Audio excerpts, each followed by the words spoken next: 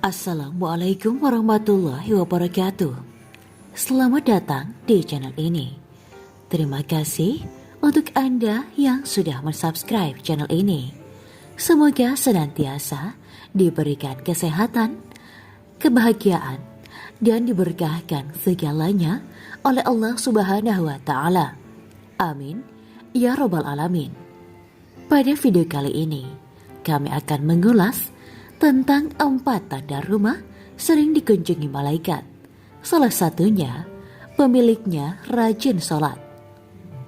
Simak terus video ini hingga akhir agar Anda tidak salah paham. Rumah tidak hanya sebagai tempat tinggal, tetapi juga tempat berlindung dan berkumpul keluarga. Rumah adalah tempat di mana keluarga menghabiskan waktu untuk bersama dan membangun rumah tangga di dalamnya. Tidak hanya tempat beristirahat, di rumahlah seorang muslim memulai kehidupan sehari-hari. Rumah juga menjadi tempat seorang anak mendapatkan pengajaran dari orang tuanya. Dan tidak banyak yang tahu, ternyata rumah bisa dikunjungi malaikat lantaran amalan penghuninya. Berikut ini ada 4 tanda rumah yang sering dikunjungi malaikat. Antara lain, rumah yang digunakan untuk berzikir, rumah yang sering dibacakan ayat-ayat Al-Quran, pemilik rumah mengerjakan sholat, dan rumah yang digunakan untuk bersedekah. Berikut ini beberapa tanda rumah yang sering dikunjungi malaikat. Yang pertama, rumah yang sering dibacakan ayat-ayat Al-Quran. Selain menenangkan hati para pembaca Al-Quran, rumah yang sering digunakan untuk membaca ayat suci Al-Quran akan dihadiri para malaikat. Rasulullah bersabda, tidaklah suatu kaum berkumpul di salah satu rumah Allah membaca kitabullah dan saling mengajarkan satu dan melainkan akan turun kepada mereka sakinah ketenangan. Akan dinaungi rahmat, akan dikelilingi para malaikat, dan Allah akan menyebut mereka di sisi makhluk yang dimuliakan di sisinya. Hadis riwayat Muslim. Yang kedua, rumah yang digunakan untuk berzikir. Keluarga yang selalu berzikir akan mengundang malaikat untuk turun dan bersinggah ke rumahnya. Rasulullah bersabda, tidaklah sekelompok orang yang berzikir mengingat Allah kecuali para malaikat mengelilinginya. Mereka meliputi rahmat Allah, turun ketenangan kepada mereka, dan mereka dibanggakan Allah di hadapan para malaikat yang ada di sisinya. Hadis riwayat At-Tirmizi. Yang ketiga, pemilik rumah mengerjakan sholat. Sebagaimana disebutkan dalam hadis Rasulullah, para malaikat silih berganti bertugas mengiringi manusia di waktu malam dan siang hari. Setiap hari mereka melaporkan keadaan manusia kepada Allah. Maka beruntunglah orang yang menjaga kedua waktu tersebut. Rasulullah bersabda, di tengah-tengah kalian ada malaikat yang silih berganti bertugas mengiringi kalian di waktu malam dan siang hari. Mereka bertemu di waktu sholat asar dan sholat subuh. Malaikat yang mengawasi kalian di malam hari naik ke langit.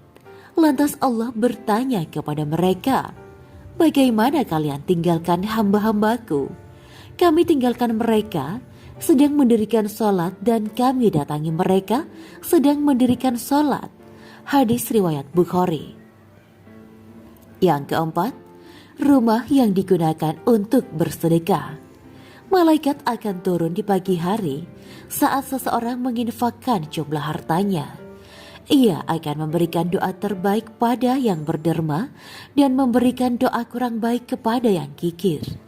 Tidak ada satu tubuh pun dan tidak ada satu subuh pun yang dialami hamba-hamba Allah kecuali turun kepada mereka 2 malaikat. Salah satu di antaranya, keduanya berdoa, ya Allah berikanlah ganti bagi orang yang berinfak. Dan yang satunya lagi berdoa, ya Allah berilah kerusakan bagi orang yang menahan hartanya.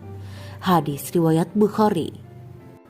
Allah Subhanahu wa Ta'ala selalu menganjurkan kita untuk senantiasa berbuat baik. Terdapat banyak ganjaran untuk yang berbuat kebaikan. Sesungguhnya Allah Subhanahu wa Ta'ala menyuruh kamu berlaku adil dan berbuat kebajikan, memberi kepada kaum kerabat, dan Allah melarang dari perbuatan keji, kemungkaran, dan permusuhan. Dia memberi ganjaran kepadamu agar kamu dapat mengambil pelajaran. Quran Surat An-Nahl ayat 90. Terdapat banyak sekali ayat Al-Quran yang memerintahkan kita untuk senantiasa berbuat baik kepada orang lain. Perbuatan ini dapat diwujudkan pada berbagai hal, seperti memberikan pertolongan, menasihati untuk kebaikan, berbagi ilmu, memperlakukan orang dengan baik. Allah Subhanahu wa Ta'ala berjanji akan memberikan ganjaran baik langsung di dunia maupun di akhirat berupa surga. Allah Subhanahu wa Ta'ala berfirman, bagi orang-orang yang berbuat baik ada pahala yang terbaik, surga, dan tambahannya kenikmatan melihat Allah, dan wajah mereka tidak ditutupi debu hitam dan tidak pula dalam kehinaan. Mereka itulah penghuni surga, mereka kekal di dalamnya. Quran Surat Yunus ayat 26. Dan barang siapa mengerjakan kebaikan, akan kami tambahkan kebaikan baginya.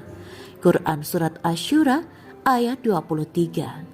Dan berbuat baiklah, sungguh Allah mencintai orang-orang yang berbuat baik. Quran Surat Al-Baqarah ayat 195.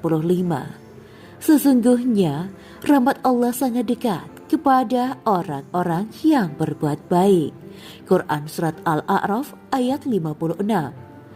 Ayat-ayat di atas juga menerangkan bahwa orang-orang yang berbuat baik akan dicintainya, memperoleh rahmatnya, dan tambahan kebaikan. Rasulullah bersabda, barang siapa menolong saudaranya yang sedang dalam kebutuhan, maka Allah akan menolongnya dalam kebutuhannya. Dalam hadis ini, beliau bersabda, janganlah meremehkan kebaikan sedikit pun. Walau hanya berbicara kepada saudaramu dengan wajah yang tersenyum kepadanya, amalan tersebut adalah bagian dari kebajikan. Sayyidina Ali juga berkata, sebaik-baik bekal akhirat adalah berbuat baik kepada hamba-hamba Allah. Hadis di atas mendorong kita agar selalu berusaha menolong orang lain dan juga untuk berbuat baik kepada mereka tanpa meremehkan sedikit pun untuk hal-hal yang mudah dan kecil, seperti memperlihatkan wajah tersenyum, karena sebaik-baik bekal adalah berbuat baik. Maka mari kita senantiasa berbuat baik di setiap kesempatan yang kita miliki untuk memperoleh ganjaran yang besar dari Allah Subhanahu wa Ta'ala. Demikianlah video kali ini. Semoga bermanfaat untuk Anda semuanya.